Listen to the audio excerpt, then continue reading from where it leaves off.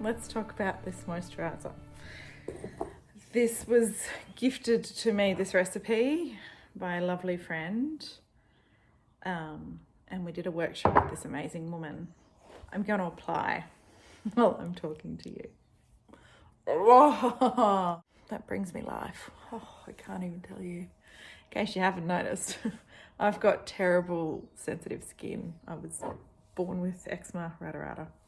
And I've never been able to take care of my skin because I didn't have the tools to do it myself. So when this recipe was gifted to me and it worked, I became completely obsessed with taking care of my skin. This isn't just moisturizer to me. This is the ability to connect with my skin in a way that I know is nourishing it. I get very obsessed with what goes on my body, and because I can make this and I know all of the things that are in it, I can just give love to myself in a way, you know. I'm taking care of myself and it brings me life. The problem I have is that I have to make it myself, which means in those frantic moments when work becomes the priority, or the kids become the priority, or external stuff becomes the priority, and I run out of moisturizer, it sits there on the back burner.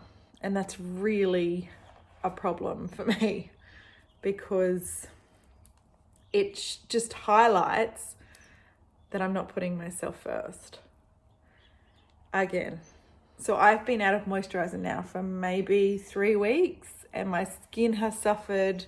I'm not connected to my body and I feel down on myself because I'm not making it a priority.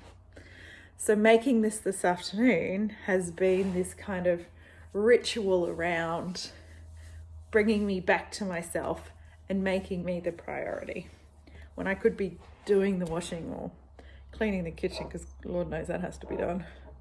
But I stopped and I made sure that this was what I'm going to do. So that's my moisturizer ritual. Like I said, that recipe was gifted to me, so I can't gift it to you. It is somebody else's work. But I highly recommend, if you have an option to take a natural skincare workshop or something and learn how to do it yourself, it's a wonderful feeling to know that you are putting no chemicals on your skin and you're really nourishing it and taking care of it with natural ingredients. It's a real blessing. And I vow to you that I will prioritize the making of my moisturizer, because I am going to put myself as a priority. there you go, a little declaration on this Sunday.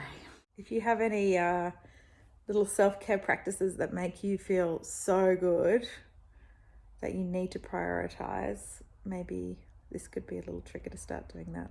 And always share away. Right, let's go find some other relaxing things to do this Sunday.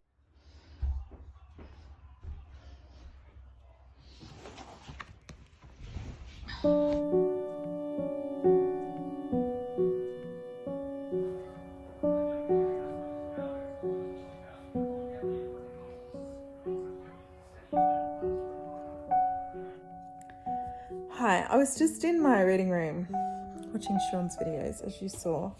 I was going to pick up my book and something led me to journal. I really needed to write down the stuff that was in my head. What was in my head was a couple of conversations I had with some Voxer friends this morning about their approaches to reading. They're both booktubers, and what struck me was them both saying, and they both read a lot, was that they don't read for booktube. They read for themselves and then they document what they've read.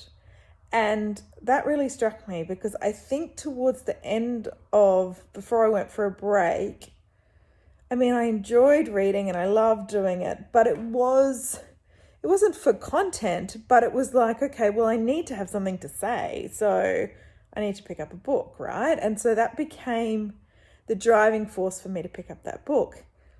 And I would say it openly in my videos, like, you guys are the reason that I'm reading right now. And I've just realized how unhealthy that relationship was. I think that relationship became really unhealthy because it became more about consumption rather than experience. And I've been doing a lot of reflecting today on that conversation I had with my two friends this morning. And I just journaled about it then. And I just feel really renewed in my purpose around all of this reading. I journaled about why I read. What is it that I love about reading? Why do I do it? And it seems like there always has to be a purpose for something. Like, you can't just have an interest in something and just do it. It's got to be, like to make a video or to get a career in that field or to, write a book one day or something like that. And I have none of those desires. I read to build my empathy muscle and to kind of burst myself out of this little white bubble that I live in and to see things from other people's point of view, from other people's cultural traditions, from, different parts of the world that I'm never going to get to. And it's about bringing their experiences into mine and just learning something new. And that whole idea of just having an interest and just fulfilling it just because is there as well. Yeah, so this is just a bit of a breakthrough for me because, let's be very honest. When I did that video the other day, I thought, oh gosh, now I've got to read to have something to talk about. And then Simon's Hibernation readathon came up and I'm taking part in that. And that was really exciting. And, I just felt myself slipping back into those old patterns. And the balance that I need to bring is kind of to refocus why I read as much as I do. So I just wrote pages about that. And I feel just this renewed sense of connection to my books and to my reading experience. And right now I'm reading Heat and Dust. It's a short Indian fiction and I'm really enjoying it. And I haven't dived any further than just enjoying it. But I could be looking up the parts of India where this is. I could be kind of doing like Sean does and so many other great booktubers that I love, and that learning and experiencing and diving into a book rather than just punching it out. So yeah, that's all of the stuff that I was just thinking about, and I wanted to share it with you guys, just little small tweaks to the things that I do each day to repurpose or to refocus me on the end goal, which is, enhancement of my soul and my brain and my desires and my interests. And That's what life's about, right? That's the change I need. Anyway, there you go. A little bit of realistic chat. This is really comfy here, but if I stay any longer, I'm gonna go to sleep. And I've really, can't do that. It's 4:00 in the afternoon. It's punch through. Okay, I'm gonna